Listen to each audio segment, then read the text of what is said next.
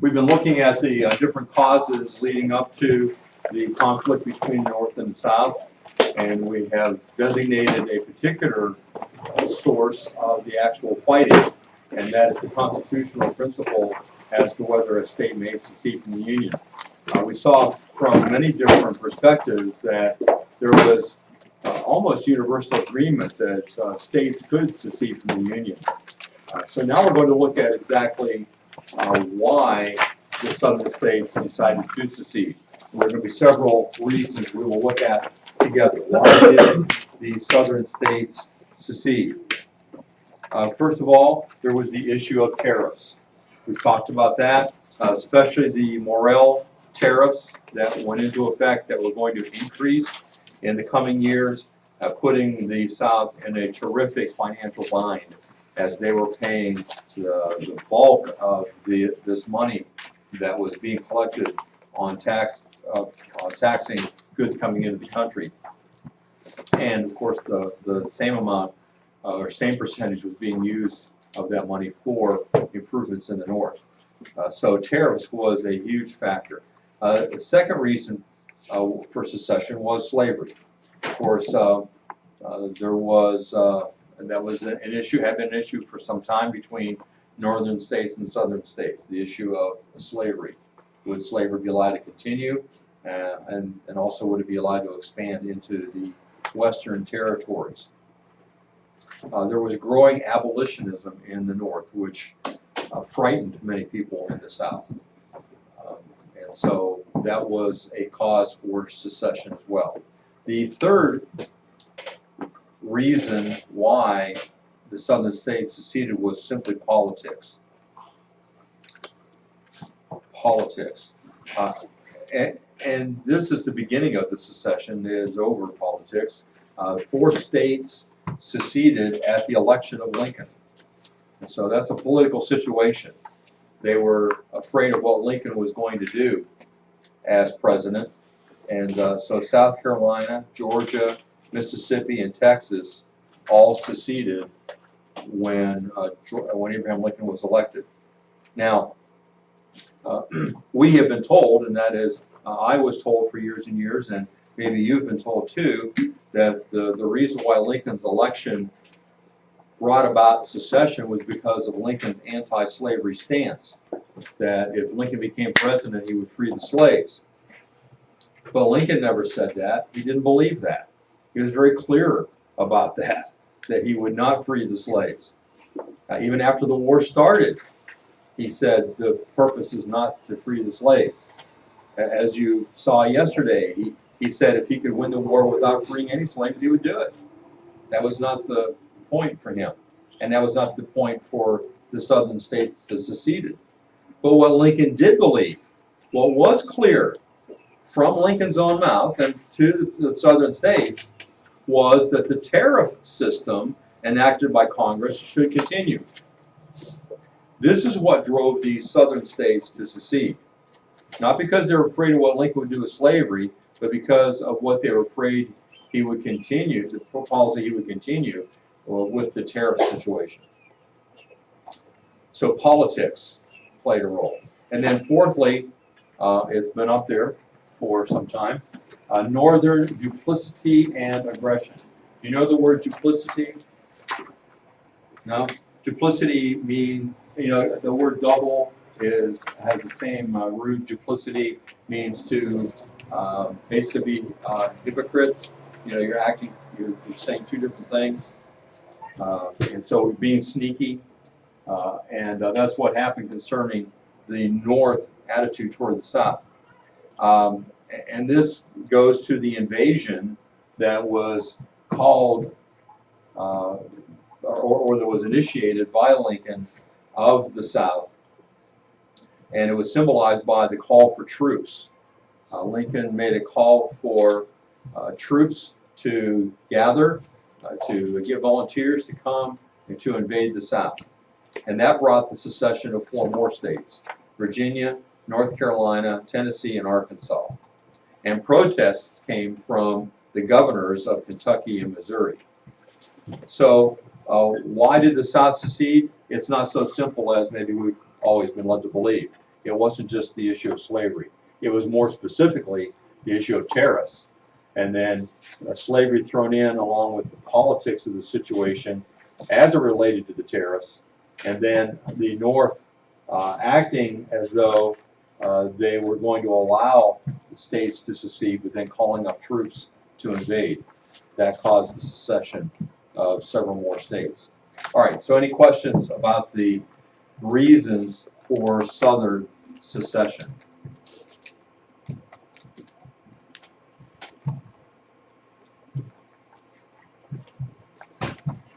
All right, now let's go to the firing on Fort Sumter, which is the beginning of war. The question might come to our minds, well, if the South was not initiating the fighting, why did they fire the first shot? If you read about the beginnings of war, you'll always find that to be the case. The situation is this. South Carolina seceded, and since South Carolina is no longer a part of the United States, they demanded that the United States withdraw federal troops from a fort which was in South Carolina. You know, you can imagine if you are a country, you're not going to want foreign troops stationed in your country. That happened after the War for Independence. The British still maintained forts in the Western Territories, and that was one of the problems that we were having with the British that didn't get resolved until we fought the War of 1812. And so South Carolina demanded that they would be removed, and the new Secretary of State, Seward, promised to do that. I mean, so it looks like, okay, this is going to happen. This is no big problem.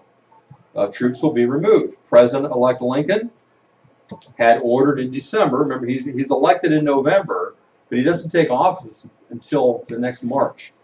Today it's in January. It's a little closer, but then there was more time in between. And in December, just after he was elected, but not yet president, he ordered that forts be prepared to maintain control. So on the one hand, his new Secretary of State is saying, yeah, we'll take the troops out. But on the other hand, Lincoln, who is not yet president, says, I want the forts to maintain control. And so Fort Sumter was fortified. In other words, they sent troops. Actually, there were no troops there before. The only people that were at Fort Sumter was a construction crew. But now they're sending troops. So instead of taking people out, they're sending people in. In January, a merchant steamer with 200 troops concealed below deck made its way to Fort Sumter. But the South Carolina leaders smelled a rat, and so their artillery threatened to shoot at them, and so they turned away. Now, they're being promised by Secretary of State Seward that Fort Sumter would be evacuated. And many believe that South Carolina even provided last-minute provisions as a goodwill gesture to the fort. That they sent food out to the fort to help them get along because they didn't have any supplies until they should evacuate. And then they sent food out there, possibly, and then waited, only to learn that President Lincoln had ordered a fleet of war vessels with guns and ammunition. Now, this was done under the pretense of supplying Fort Sumter, of sending provisions. So why are you sending provisions to a fort that you're going to evacuate? No, you send ships to take them away. You don't send provisions. And so there's obviously some shadiness going on here. You know, they said they're just sending provisions, but in reality, they use warships to bring it. So if Lincoln really was sending provisions, he certainly picked the wrong means by which to get them there, by using warships. That certainly didn't send the message, oh, we're just sending some food. Didn't look that way. And so the South Carolina felt that they had to respond. Now, why did Lincoln respond this way? Why did he do what his Secretary of State said they weren't doing? Why did Lincoln feel it's important to hold on to this fort and to the South? When urged to allow the Gulf states to peacefully secede, even understanding that they would probably one day come back. I think most people thought, yeah, they'll leave, but then after a while they'll come back. So, don't worry about it. No big deal. It's like the prodigal son, or like the teenage, runaway girl. She'll come back. That was kind of the thought. But this is what he said. This is why he could not allow the South to secede. Again, listen carefully. It had nothing to do with slavery. He says this, and open Charleston, etc., as ports of entry with their 10% tariff. What then will become of my tariff? That's why he couldn't let them go. He didn't want to let go of the money from the tariffs because that was coming into the North. So if you want to look for a reason as to why Lincoln didn't want the southern states to secede, it was about the money. It was about the tariffs. In addition, he was concerned that there were other states that might secede if he didn't act. The states of California, Oregon, New Jersey, and New York City. He was afraid that they were all going to secede. They were calling for him to do something. All right. So the immediate cause of armed conflict beyond the bloodless Fort Sumter confrontation. By the way, I think you've read that during the firing on Fort Sumter, the only casualty was a horse. So remarkably, with the firing of the artillery shots into Fort Sumter, no one was killed, no one was hurt, but a horse was killed. Ironically, when after the fort had surrendered and the Union soldiers there were ready to leave, the commander of the fort asked the Confederate commander if he could fire a salute, fire his cannons in salute for his soldiers having been there, as they're leaving, kind of an honor thing. And when he did that, one of the cannons exploded and killed one of his men. So nobody got killed in the actual firing, but in the salute afterwards, a soldier was killed. So after that bloodless confrontation at Fort Sumter, Lincoln then called for 75,000 troops on April 15th to put down what he called the rebellion of seceding states and assure the tariff was collected. He even said that. Here we're calling up 75,000 troops to prevent the secession of the states and make sure that we continue to get the tariff. Supreme Court Justice Samuel Nelson of New York had previously reported to Secretary of State Seward that presidential coercion against states was a serious violation of both the Constitution and statutory law. The governors of Kentucky and Missouri refused to comply with the order to supply soldiers. Lincoln responded by sending federal troops to occupy Kentucky, Missouri, and Maryland to make sure that they had no opportunity to secede. So in those states, there was some feeling among a lot of the people and the legislatures to secede with the rest of the South, but Lincoln prevented that by sending troops and not allowing them to do that. Lincoln proceeded to initiate unconstitutional activities against the people of the United States. By May 1861, over 300 dissenting newspapers, those that were publishing things against Lincoln, had already been closed down from Chicago to New York. 300 newspapers just closed down because they didn't go along with the president. Many were driven out of business by refusing them the use of the U.S. Postal Service. You don't have to actually go in and padlock the doors. All you have to do is refuse access to the U.S. Postal Service, which is how a lot of newspapers got their newspapers out. That's how they went through the mail. So if you just deny them that, you pretty much have shut them down. Secondly, pastors were prohibited from preaching because they refused to support Lincoln in their sermons and public prayers. So certain pastors were prohibited from preaching. Next, he suspended the writ of habeas corpus. I mentioned that before, which was a constitutional guarantee of the Bill of Rights with precedent dating back to the English Magna Carta. Habeas corpus is a fundamental liberty which prevents arbitrary arrest and imprisonment indefinitely without defined charges, trial, or means of release. When Chief Justice of the Supreme Court Roger Taney stated that if Lincoln's actions were allowed to stand, quote, the people of the United States are no longer living under a government of laws, unquote, Lincoln ordered him arrested. The Chief Justice of the Supreme Court. An estimated 14,000 to 38,000 Northern civilians were arrested and taken to unknown places of confinement. Some simply disappeared. Early in the war, a large portion of the Maryland legislature was arrested and imprisoned. Again, no charges. Clement Vallandigham, a leading congressional Democrat and candidate for governor of Ohio, was arrested and deported. So that is the beginning of the war and how it proceeded. Any questions or comments?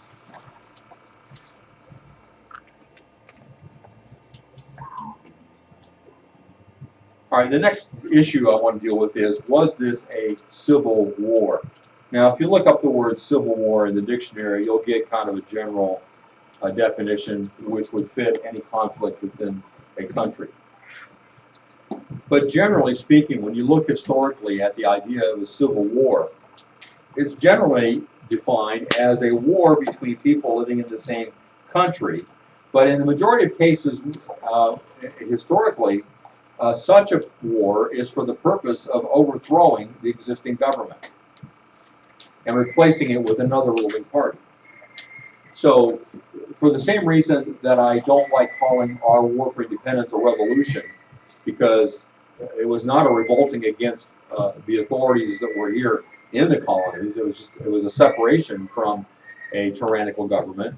In the same way, I don't like using the word civil war, although I feel compelled to do so, for this, because there was no intention of the southern states to overthrow the government of the United States and replace it with another ruling party. They simply wanted to do what the colonies had done in 1776. They just simply wanted to separate from a government that they considered to be tyrannical.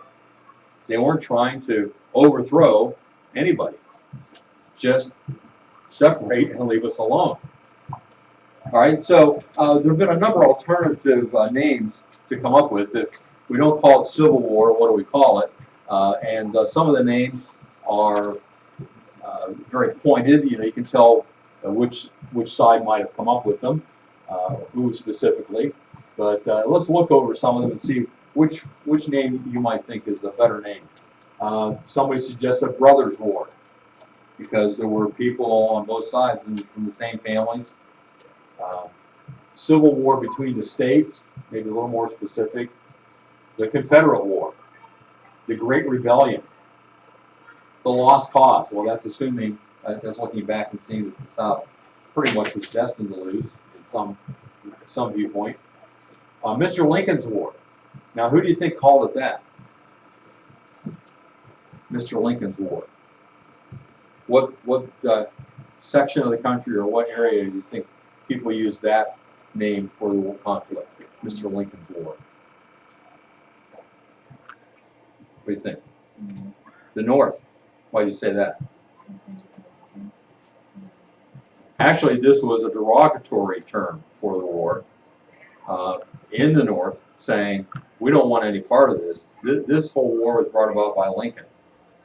A lot of people in the North felt that way, especially Democrats in the North. So they called it Mr. Lincoln's War. It's not our war. It's not the North's war. It's Mr. Lincoln's.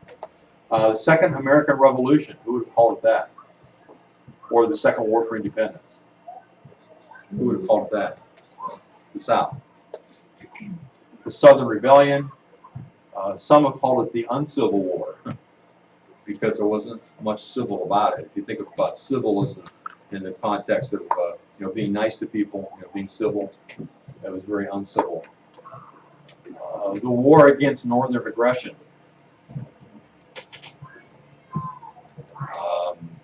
What do you think about that one?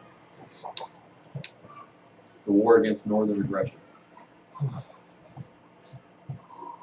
How true is that?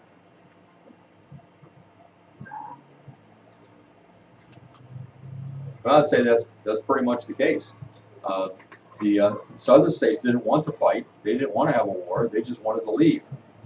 And the only reason they fought is because Lincoln called for troops to invade, and they felt they had to defend themselves. Was it a war against slavery? Well, not at the beginning. Yes. The war for abolition, war between the states, that might be the most general way we can talk about it. War for constitutional liberty, who would have looked at it that way? The South. War for nationality, I'm not sure who would have said that. War for separation, that's obvious. War for southern freedom, war for southern independence, war for southern nationality, war for southern rights, war for states' rights. Well, you can, those all obviously are names given to it by Southerners. War for the Union, who would have said that? The North. War of Northern Aggression is so important, it's on there twice. War of Secession. War of the North and the South. There you go. If you can't think of a good name for it, just call it the War of the North and the South. War of the Rebellion. War of the 60s. Because it was in the 1860s, but unfortunately, we also had conflict in the 1960s. You might call it a war. It was a culture war that took place in this country then. War of the Southern Planters. Where do you think that comes from? War of the Southern Planters. What do you think, Miguel?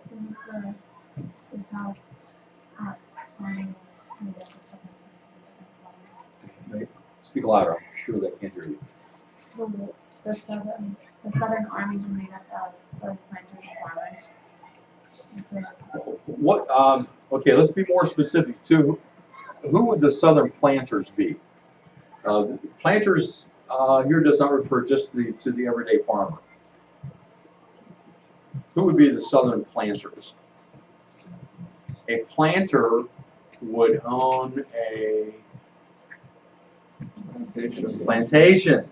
Yeah, see? Now, who might call it that? The War of the Southern Planters. War of the Southern Plantation Owners. Who do you think might think that that's a good name for the war? Who would think, just like Mr. Lincoln's war, who would think, most of the people aren't for this, it's just Lincoln that's doing it. Who would think most of the people aren't for this, it's just the plantation owners that are pushing this? Yeah, the Southern, poor Southerners, Southern farmers. Some of them looked at it that way. Okay, then the War of the Southrons. Okay, so if we don't use Civil War, which name do you like best? What do you think, Devin? I like the War Between the States. War between the states? It's kind of general. The uncivil. The Uncivil War.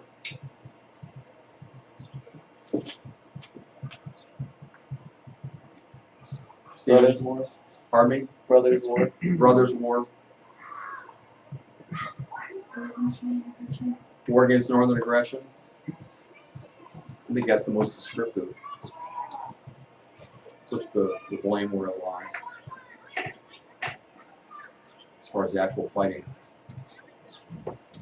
All right, well, anytime we talk about a war, much like we did when we looked at the colonies initiating a war of independence from Great Britain, we looked at what are the advantages and disadvantages of each side.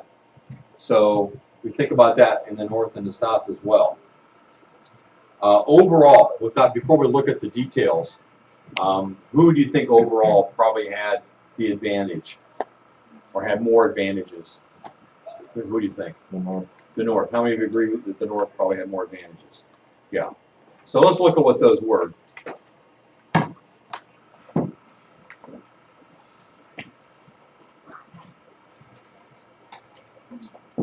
Let's see. First of all, here's looking at a number of different areas. See, the bluish is Union, the brown is the Confederacy. So here's looking at population. Okay, who has more population? Everybody say it together. Union. That sounds like you're too short. See, the Union is all the way up to here, and the Confederacy is just this part, the Southern just this part. All right, so which one has more? The Union, okay. Did you think the Confederacy was behind and then all the way up to here too? No. Okay, what about factories? By a long shot, right? Very few factories in the South. Okay, then we look at the value of manufactured goods. Well, if you don't have many factories, you're not going to put out a lot of manufactured goods, right? So South has very few. It's a wrong section. Wrong section? Oh, okay, here. It's hard from the side. It really is. Yeah, okay. And then iron produced, again, got no factories, so iron is very little. Railroads, who has more? The Union. Southern has some, but not near as much. Merchant ships, by a long shot too, right? Very few Southern ships. And farms. Now you think with all the plantations and stuff that the South might have more farms. But this is looking at farms more as producing food, not producing a product like cotton. And when you look at that, the North has a lot more farms producing food. The South is producing primarily cotton, and so they're not producing excess food. All right, let's look at these specifically. Yeah. In the South now, do they still produce a lot of cotton? That's a good question. Not like then. I mean, back then, the expression was "cotton is king." If you wanted to make any money, you grew cotton. The South is much more diversified today, and you look at places like Florida, Georgia. You've got a lot of fruit that comes out of there. You've got peaches, oranges, I think almonds. You've got a lot more diversification of food products that are coming out of a lot of southern states, even the Carolinas. There's a lot of cotton in California, so I wasn't sure if they still Okay. had a lot in the South. Yeah, it would be interesting to maybe look that up and see how much cotton is produced in the South now. One of the things we're going to see happen is that the market of cotton from Egypt increases during this time, which takes away some of the market for cotton coming from the South. Okay, let's look at specifically population. The numbers here. In the North has over 20 million people. The South under 10 million. And 3.5 million of those were slaves. So there are only 5.5 million non-slaves, you might say, compared to 20 million in the North. So huge difference in population. Here's looking at it broken down by race. First of all, you can see in the free states, that's sort of calling the North, what was that, 98%? That says white, and in the slave states, 60-some%. Land in farms, 28% of the land is in farms. Other land, 72%. 44% farms. Here, I think they're using farm in a more of a general sense, including cotton. It must be. Urban population, 28% people live in the cities. In the South, it's only 10%.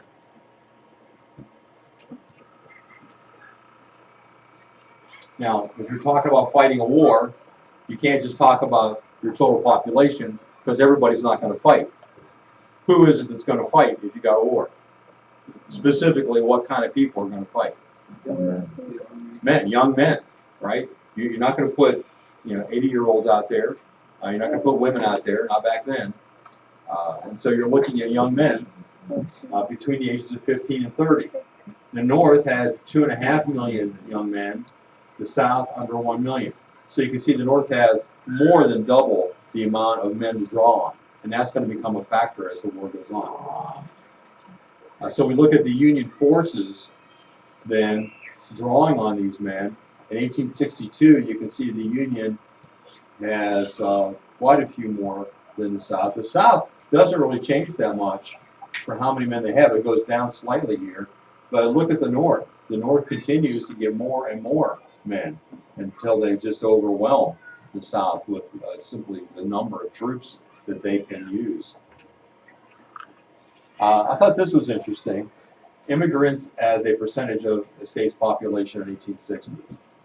So if you look at the South, you see that there's a lot less immigration.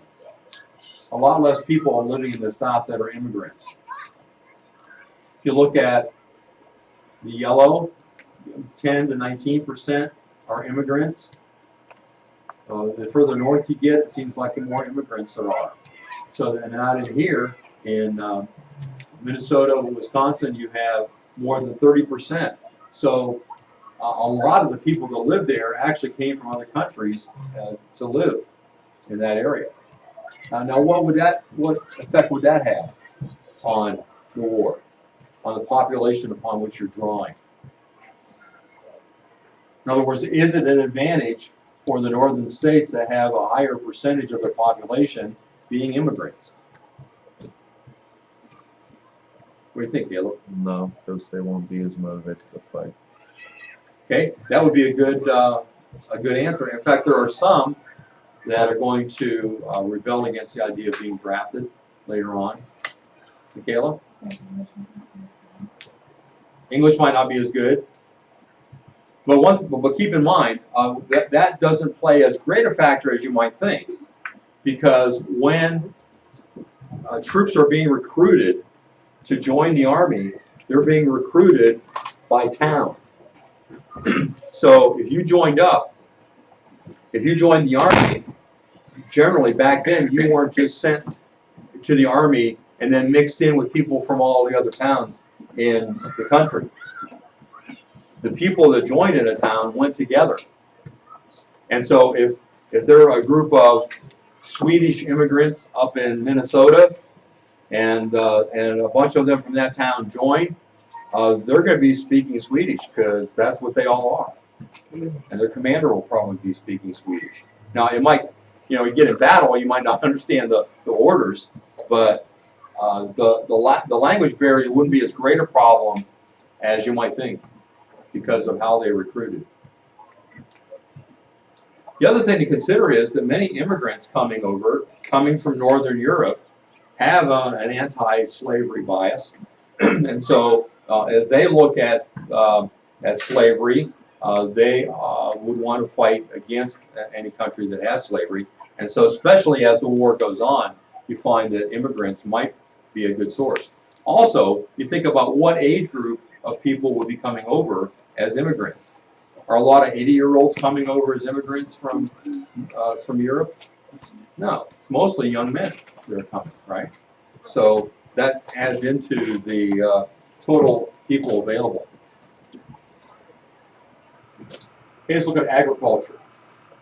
As we've told you before, the South was geared toward the cash crops of cotton and tobacco, not raising food. You can't make money with food, so that's what they were raising. The production of the major grains, which would be food, wheat, corn, and oats, was dominated by the North. So even though the South has a lot of farmland, they are not growing farm food, which puts them at a disadvantage. All right, next, railroad lines. We said that there was more. Here's a map. You can see the difference. Look at that. The railroads that are in the North, they're all over. In the South, these green lines are too. But and notice in the South they have different gauges. So in the North, they have some different gauges, but and what that means is the space between the rails.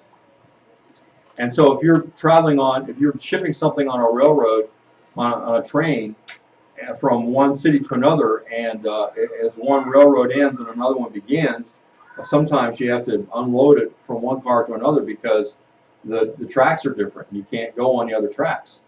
Well, they started solving that in the North by having everybody have the same gauge. But in the South, they still had a lot of different gauges. So even the railroads they had, were not as conducive to shipping things from one place to another, because sometimes you'd have to totally unload everything you're shipping.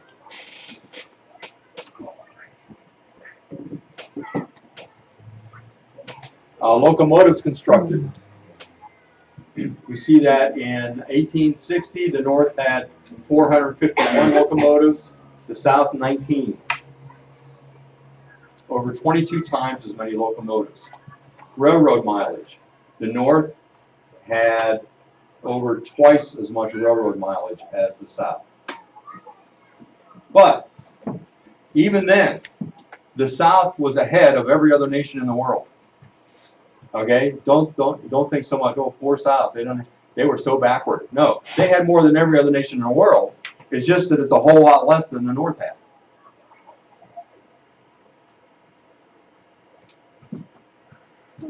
Should develop run. There was a sound that came out of your computer, but we don't know what it was. I don't know if it was the bell. 10:30. Well, it should be any time now. Okay, we'll stop there and look at manufacturing and some other issues tomorrow. It was so scary.